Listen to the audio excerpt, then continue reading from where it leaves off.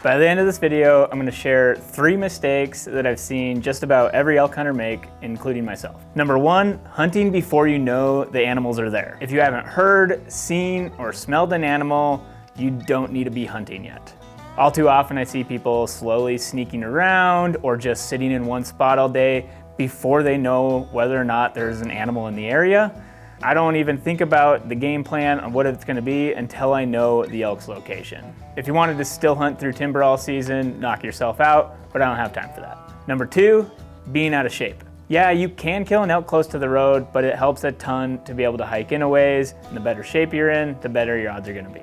If you're only capable of hiking a mile, it's gonna severely handicap your ability to find elk and navigate the landscape. The better shape you're in, the further you can go and the longer you can stay out. And also, being able to move quickly can make all the difference in the world. Whether you're trying to get in front of a bugling bull in archery season, or maybe just need to close a couple hundred yards for a rifle shot, every second matters. Number 3, failing to adapt. If what you're doing isn't working, change it.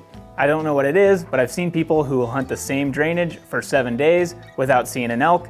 If you're not seeing an elk, move spots. If the elk don't want to come into calls, then maybe you try to cut them off, or you can catch them at water. Just changing up tactics if whatever you're doing isn't working. And sometimes a herd of elk is just too hard to hunt. And if that's the case, go find some ones that are easier to hunt. All right, here's a bonus one. So this is mistake number 4, having a negative attitude. If you have a negative attitude, you should expect negative results. You just gotta think positive. Just think there's gonna be elk in that next drainage, the setup is gonna work this time, whatever it is, just maintain positive attitude.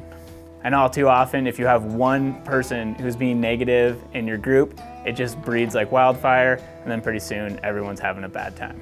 To wrap it up, don't hunt animals that don't exist, don't be lazy in the off season, don't do the same thing over and over again and expect a different result, and don't have a crappy attitude. So those are just a few mistakes that I've seen a lot of people make, including myself. I'd be curious to know what mistakes you've seen. Leave them in the comments below.